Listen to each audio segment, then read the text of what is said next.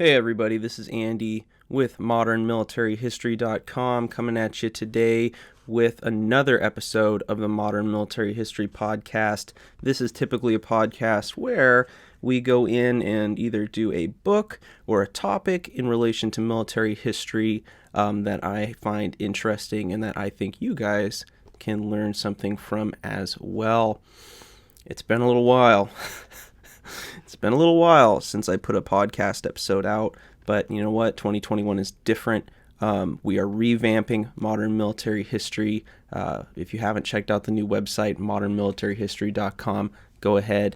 I put articles up there, more in-depth topics than what we get into here on the channel, and I try to keep those equally differentiated. You know, you're going to find stuff on the YouTube channel that you're not going to find on the website. You're going to find stuff on the website that you're not going to find vice versa on the YouTube channel.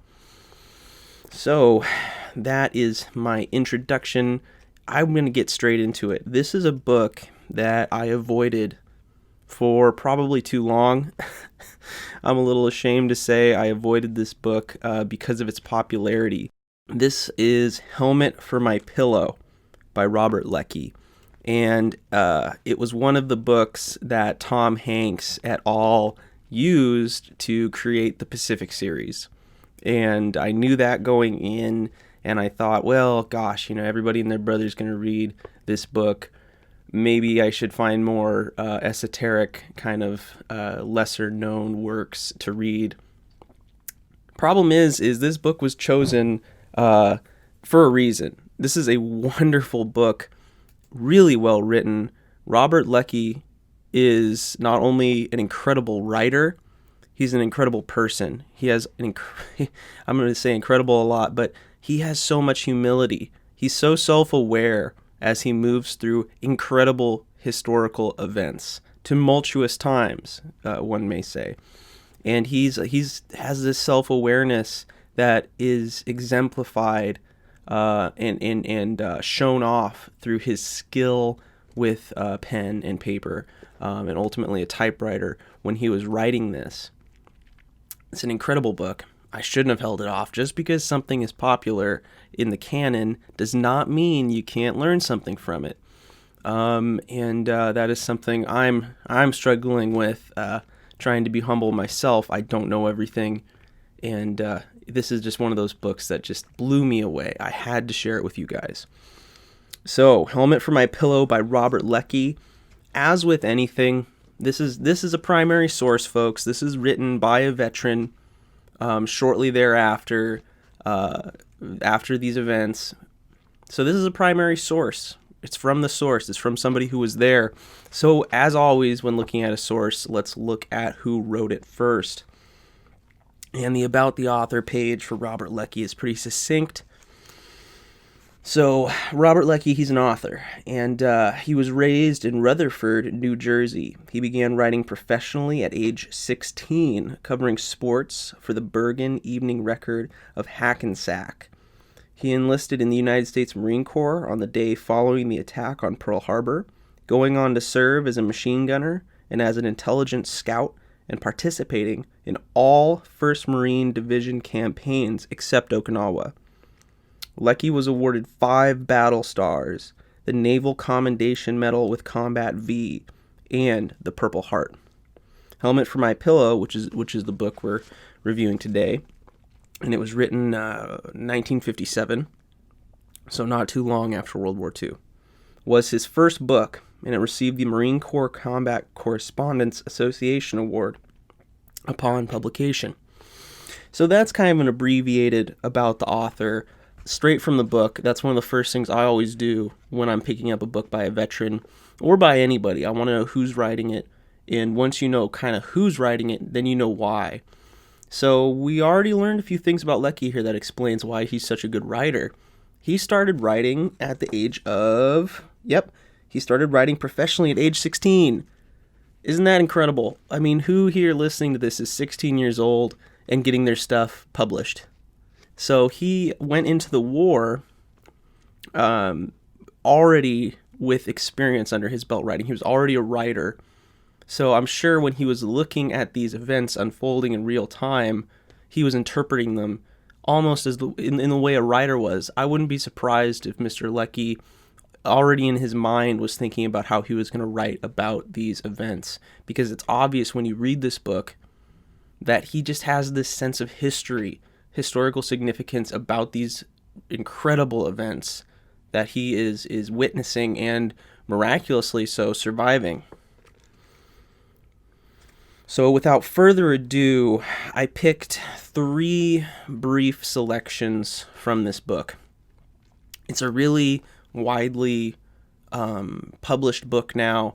It's available in paperback everywhere. I'm going to link an Amazon Buy It Now link for you folks, so you can just go order it if you like. Or if you want to support one of your local businesses, I really am a fan of that. So if you can, considering what's going on right now with the COVID-19 epidemic, go spend, let's see how much this one's this is a cheap paperback I have. $16. $16 USA. If you're in Canada, you got to pay $20 because, well, you're getting the free healthcare, so you might as well pay something for the book. Anyways, so without further ado, I just want to share with you guys 3 selections from this particular book that not only exemplify the way Leckie writes and what this book is about, but also taught me something. These are passages that really made me think, and hopefully it'll do the same for you. So let's go here. So this first passage I have for you folks takes place upon Guadalcanal, the very first combat action that Leckie and his fellow Marines of the 1st Marine Division experienced. Guadalcanal is a pretty renowned operation in today's historical canon of the Pacific War and the Second World War. It was the first time American troops faced the Japanese in an offensive manner in the Pacific, and that is therefore a pivotal kind of origin story of how the Marines and the U.S. Army learned to fight the Japanese. Now, this passage not only shares some history, but again, an incredible method of writing. He puts you there with him in a foxhole upon a ridge in Guadalcanal. This is late in the campaign, and I'm just going to start right into it. At last, all crept to their holes. The naval battle awoke us. The voice of the imperturbable Scarchin came roaring out of the black. "Key Ripes! It's a naval battle! You could see it! Come on, you jerks! Come on up here!" I think of Judgment Day. I think of Götterdämmerung. I think of the stars exploding, of the planets going off like fireworks. I think of a volcano. I think of a roaring and an energy unbelievable. I think of Holocaust.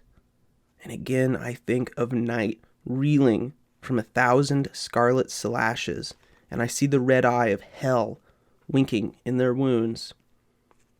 I think of all of these, and I cannot tell you what I have seen, the terrible spectacle I witnessed from that hillside.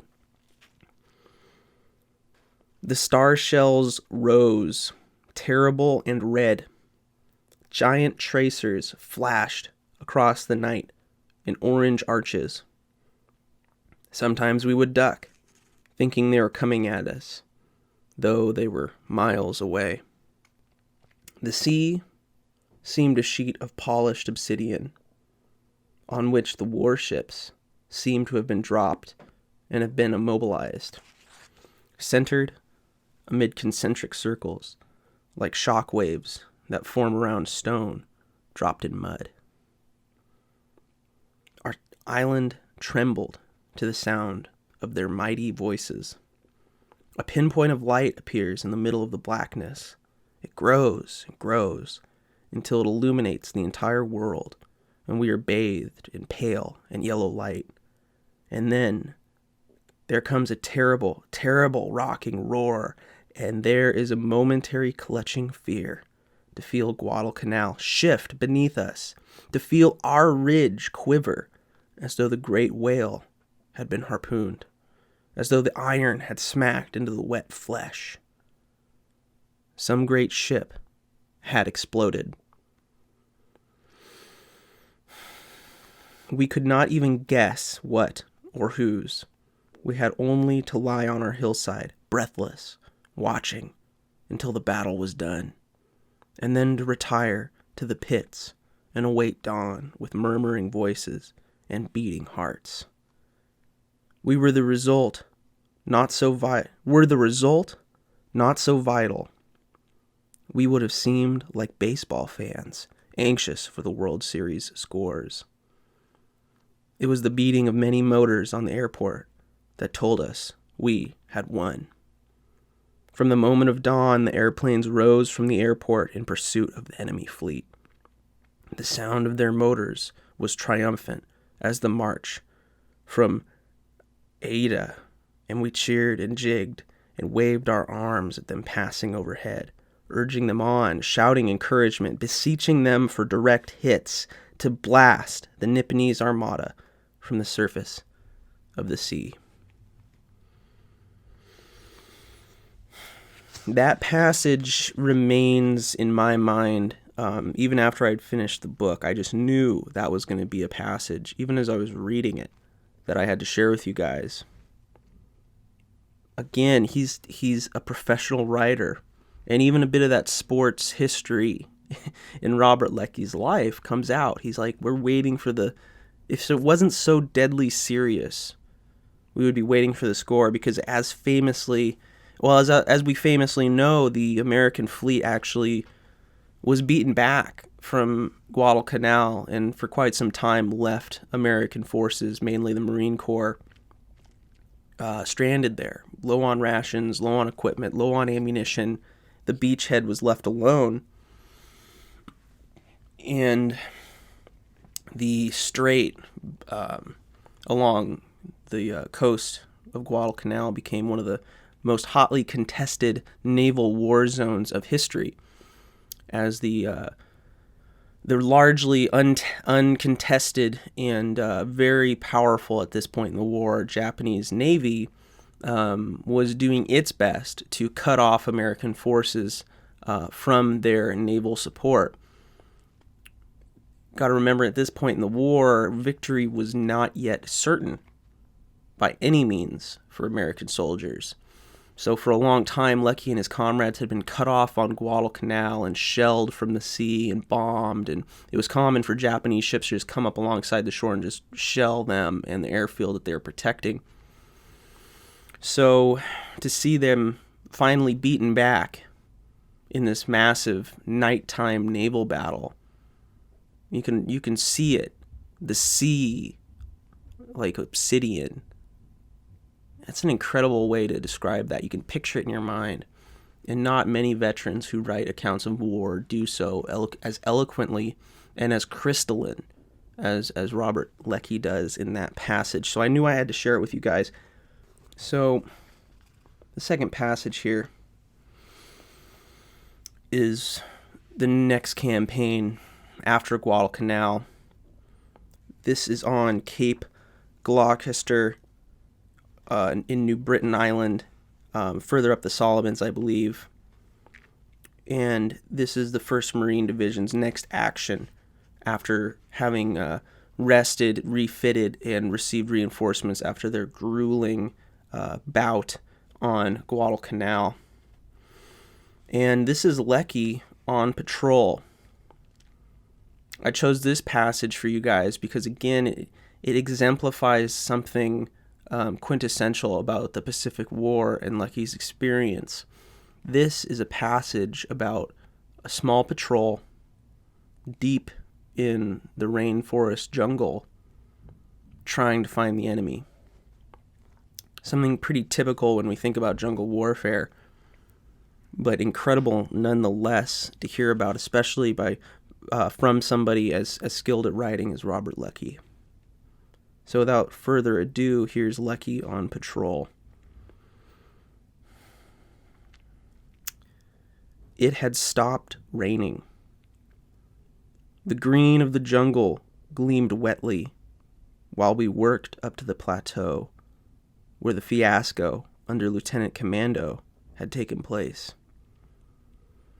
We came to an open place, a short expanse of low grass beneath a hole in the jungle roof, leading to a short, sloping hill that disappeared around a curve before reappearing as Commando's Bluff. Halfway up this hill, imprinted as clearly as though cast in plaster of Paris, was the mark of a foot. It was a bare foot, a broad foot, a foot with a prehensile toe. It was a native's foot. It pointed at us, down trail. It thrilled and mystified us. I had beckoned to Spearmint and was prepared to discuss it with him, but he looked nervously about and said, "Come on, let's get up that hill. This is bad ground." We trod carefully up the rise, for it was still slippery. In the excitement of the footprint, I almost forgot to remind Spearmint of where we were. But then I remembered and said, "Lieutenant, this is where we hit them yesterday." Spearmint looked concerned. "What about the footprint?" I asked. He looked at me thoughtfully and pushed his helmet back.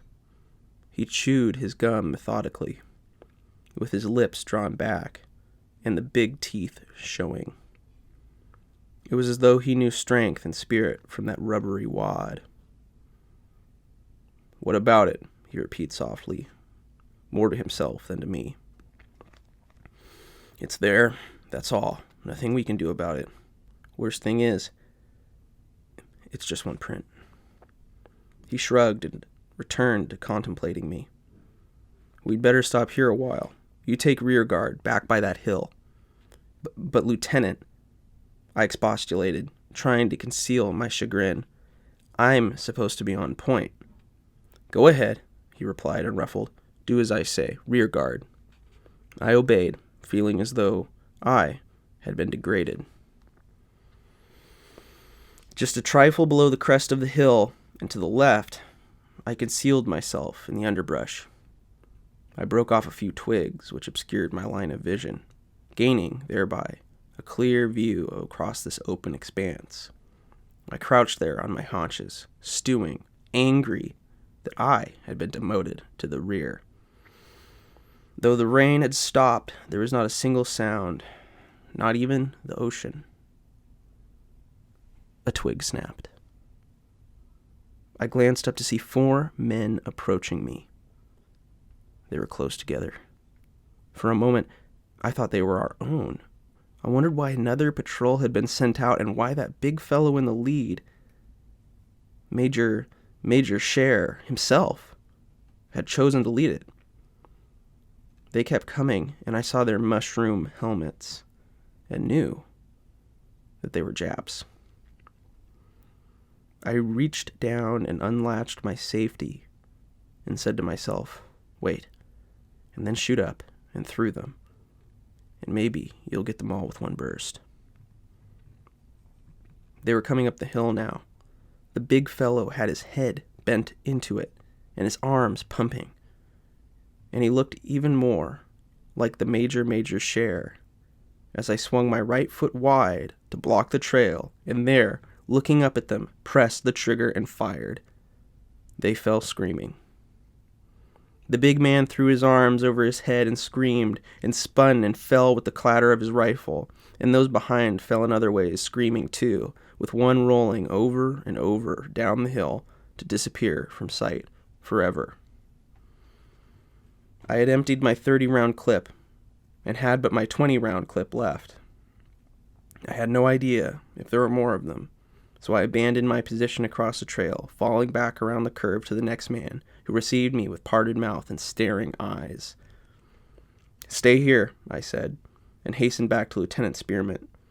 He was not unnerved, but the sound of firing to his rear had not left him undisturbed. His face asked the question. "A Jap patrol," I panted. 4 of them. I think I got them all, but there may be more." I had no need to wait, for Spearmint was on his feet, motioning for another man to join us, and for everyone else to stay where they were, on the alert. "Come on," he said. The three of us returned to the brink of the hill. "Any more of them?" I asked the man I had left behind. He shook his head in the negative. I could hear groaning.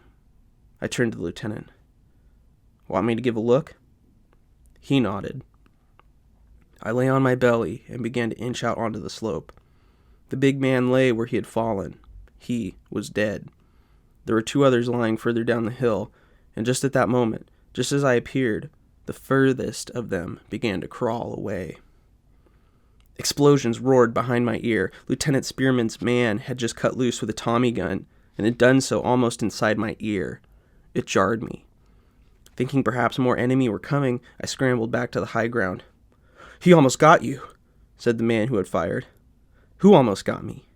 "That Jap, the one I just let have it. He was sighting in on you." The man was excited. He had a handlebar mustache, and it seemed to quiver as he spoke. I looked at the lieutenant. His face reflected concern, but it was an anxiety for the safety of a patrol, seemingly cut off by the enemy. I thought, this guy's crazy.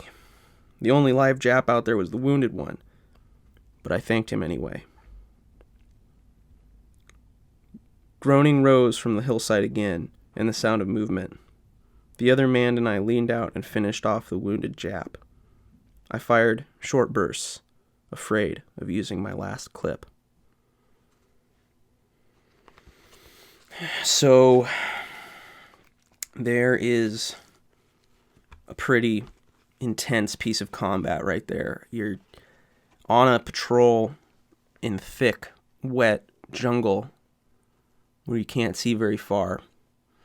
And Leckie is actually leading the patrol to a point where he had just been out the previous day under the command of another officer who he nicknamed Lieutenant Commando. And you'll actually notice in Leckie's book that everybody has a nickname except the girls he dates in Australia. And I say girls, plural.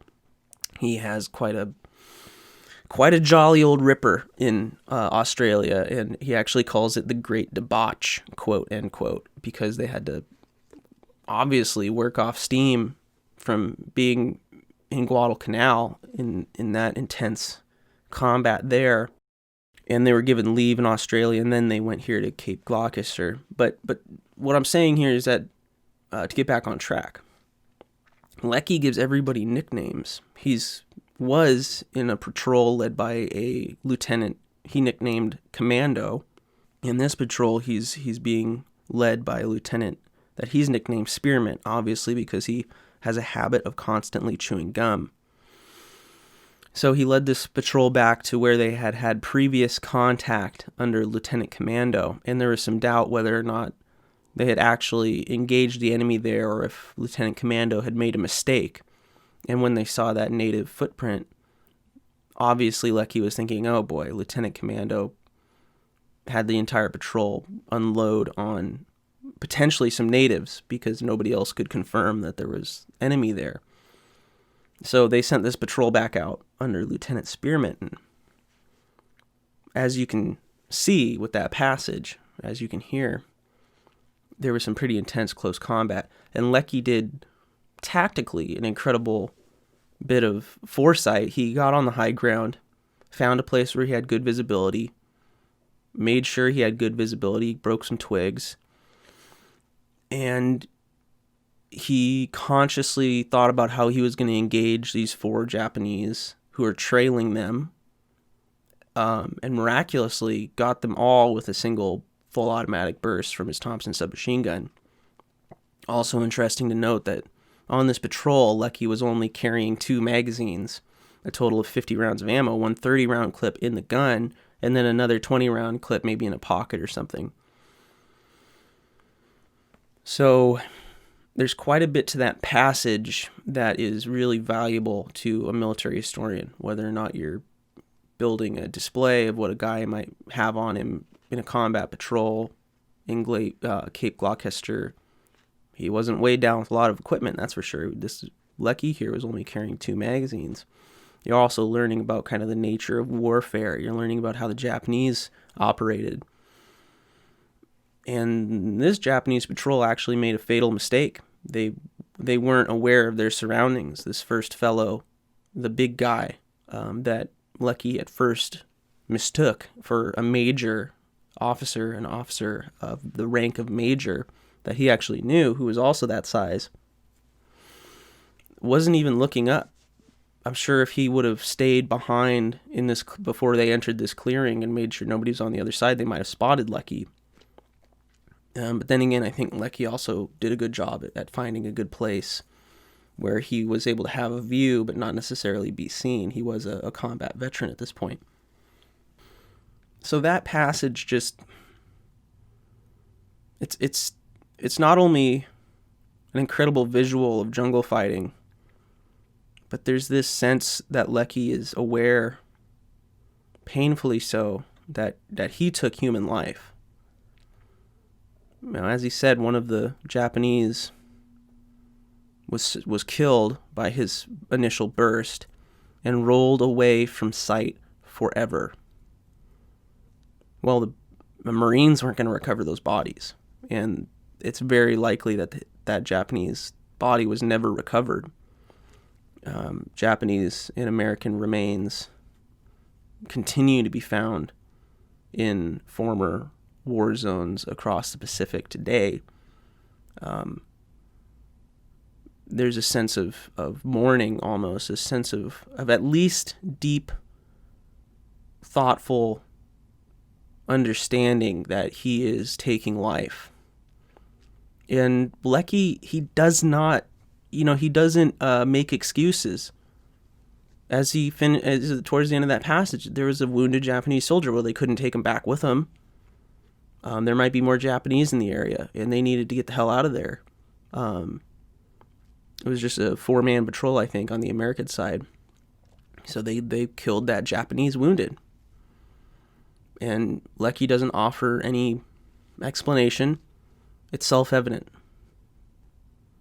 And that in itself betrays an understanding on Leckie's part that he's taking human life. And he's not writing about it with shame. He's just writing about it with an incredible honesty that I find humbling and refreshing in a way, because there's some veteran accounts out there that you run into where veterans are obviously still dealing with shame of what they did, and they're trying to make sense of it, and there's nothing wrong with that, but it's like Leckie goes into this with his eyes open, and Leckie is writing this book frankly and honestly, and I find that refreshing. Not to degrade other works, not to degrade veterans at all, or any of the actions taking place on warfare. As historians, we're here as impartial observers, and as a historian, one of the best things about primary sources is when you don't have to decipher what is an author trying to make themselves look good, compared to when an author is just being frank and honest about what happened. And the former type of primary source and the former type of author is much more useful to a historian, because you can take them at their word more willingly. And without further ado, I'm just going to go back to the book here. And this is at the end of the book.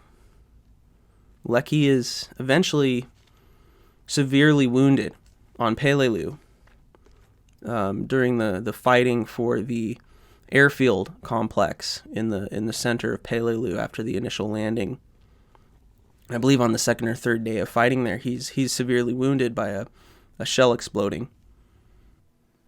And that is the end of Robert Leckie's World War II career in combat, so to speak.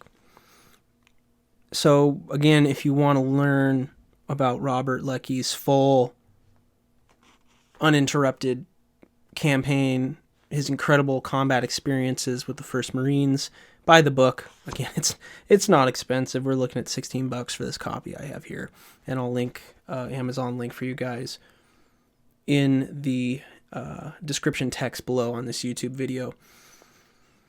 But I want to read a piece of the epilogue. A piece of the epilogue here where Leckie is ruminating on his experiences.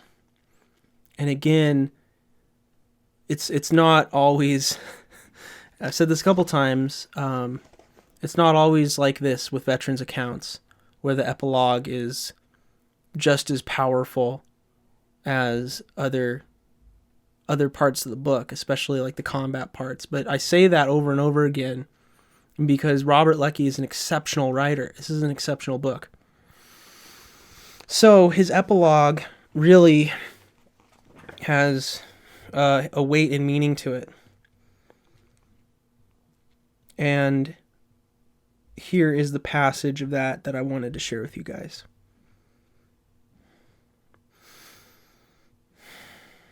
A woman made heavy with the girth of affluence said to me, "What did you get out of it? What were you fighting for?"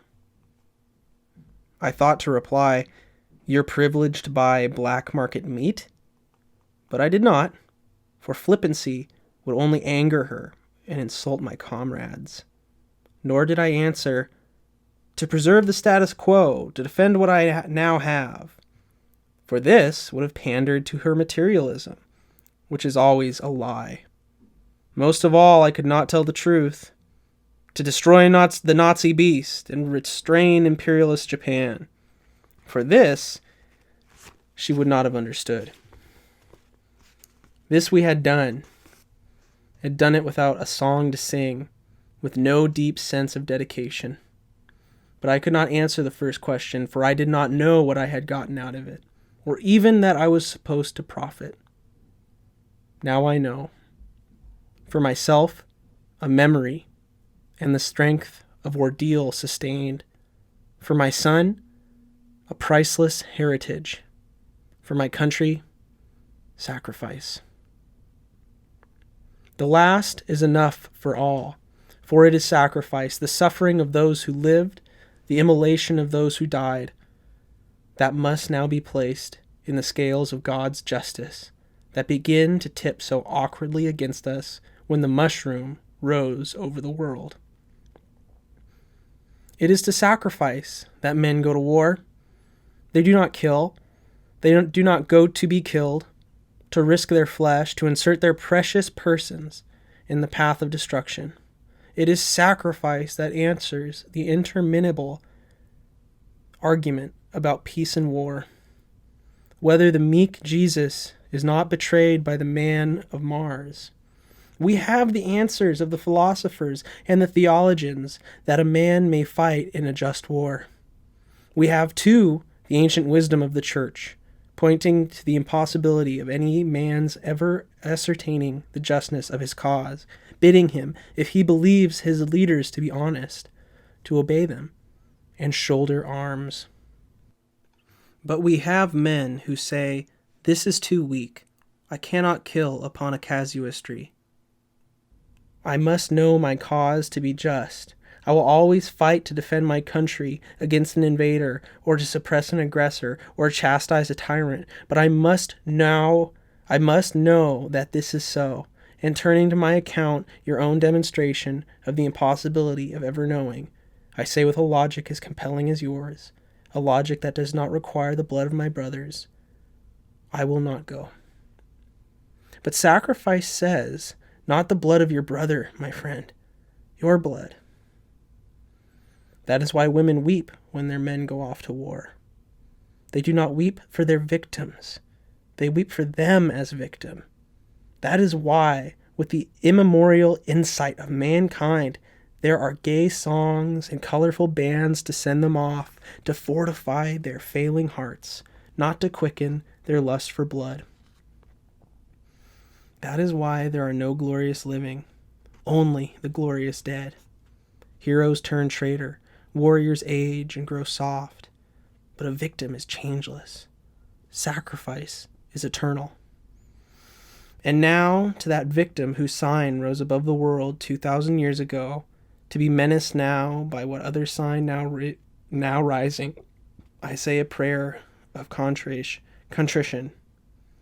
I, whom you have seen as irreverent and irreligious, now pray in the name of Chuckler and Hoosier and Runner, in the name of Smooth-Faced, Gentleman, Amish, and Oak Stump, Ivy League, and Big Picture, in the name of all those who suffered in the jungles and on the beaches, from Anzio to Normandy, and in the name of the immolated, of Texan, Rutherford, Chicken, Loudmouth, of the artist and white man, souvenirs and racehorse, dreadnought and commando. Of all these and others, dear Father, forgive us for that awful cloud.